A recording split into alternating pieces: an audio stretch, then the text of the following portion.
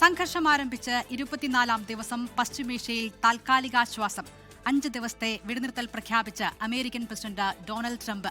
Iranian ഊർജ്ജ പ്ലാന്റുകൾക്കെതിരായ ആക്രമണം 5 ദിവസം നിർത്തിവയ്ക്കുന്നുവെന്നാണ് ട്രംപിന്റെ സമൂഹ മാധ്യമ പോസ്റ്റ്. അതേസമയം ട്രംപുമായി ഒരു ചർച്ചയും നടന്നിട്ടില്ലെന്ന് ഇറാൻ വിദേശകാര്യ മന്ത്രാലയം വ്യക്തമാക്കി.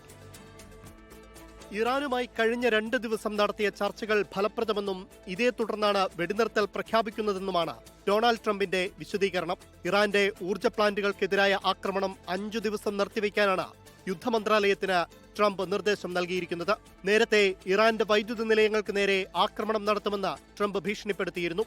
ഇറാൻ തീരത്തോ ദ്വീപുകളിലോ ആക്രമണം നടത്തിയാൽ പെർഷ്യൻ ഗൾഫിലെ എല്ലാ ആശയവിനിമയ സംവിധാനങ്ങളും തകർക്കുമെന്നായിരുന്നു ഇറാന്റെ മുന്നറിയിപ്പ്.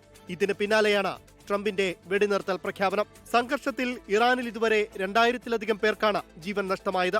ഇസ്രയേലിൽ 22 പേർ കൊല്ലപ്പെട്ടപ്പോൾ 14 അമേരിക്കൻ സൈനികർക്കും ജീവൻ നഷ്ടമായി. അതേസമയം വെടിനിർത്തൽ പ്രഖ്യാപനം വന്നതിന് പിന്നാലെ ക്രൂഡ് ഓയിൽ വില ഇടിഞ്ഞു. ബ്രെന്റ് ക്രൂഡ് ഓയിൽ വില 10%-ഓളമാണ് കുറഞ്ഞത്. അതിനിടെ ഇറാൻ തലസ്ഥാനമായ ടെഹ്റാനിലേക്ക് വീണ്ടും ആക്രമണം നടത്തിയതായി ഇസ്രയേൽ സൈന്യം അറിയിച്ചു. International desk 24.